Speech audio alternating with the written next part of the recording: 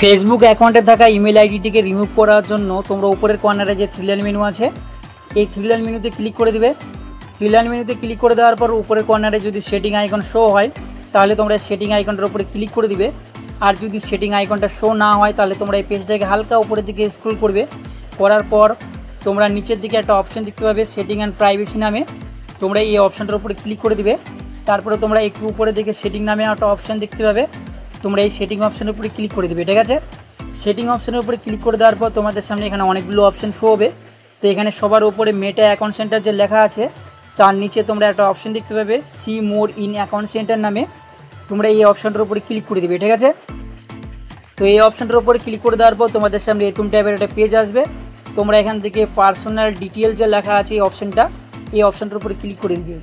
Personal ডিটেলসে click করে দেওয়ার পর সবার উপরে একটা অপশান দেখতে পাবে কন্ট্যাক্ট ইনফরমেশন নামে, তোমরা এই অপশানটার উপরে ক্লিক করে দিবে।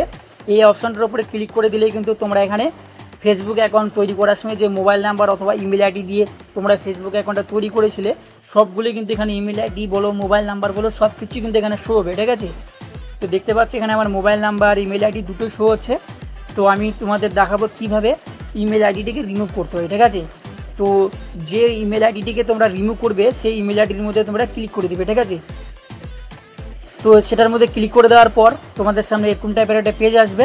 তো ইমেল আইডিটাকে রিমুভ করার জন্য তোমাদের নিচে একটা অপশান দেখতে পাবে লাল কালারের ডিলিট ইমেল নামে। ঠিক আছে, তোমরা এই ডিলিট ইমেলের উপরে ক্লিক করে দিবে। তারপরে তোমরা এখান থেকে ডিলিট যে লেখা আছে ডিলিটের উপর ক্লিক করে দিবে। ডিলিটের উপর ক্লিক করে দেওয়ার পর তোমাদের সামনে এরকম টাইপের একটা পেজ আসবে।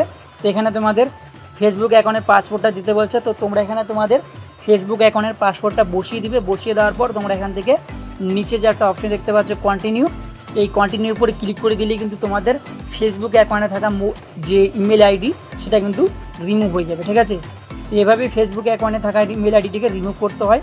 তো ভিডিওটি যদি ভালো লেগে থাকে তাহলে ভিডিওটিকে লাইক করবে, কমেন্ট করবে এবং তোমাদের বন্ধুদের সঙ্গে শেয়ার করে তোমাদের বন্ধুদেরও কিন্তু ভিডিওটি দেখার সুযোগ করে দিবে।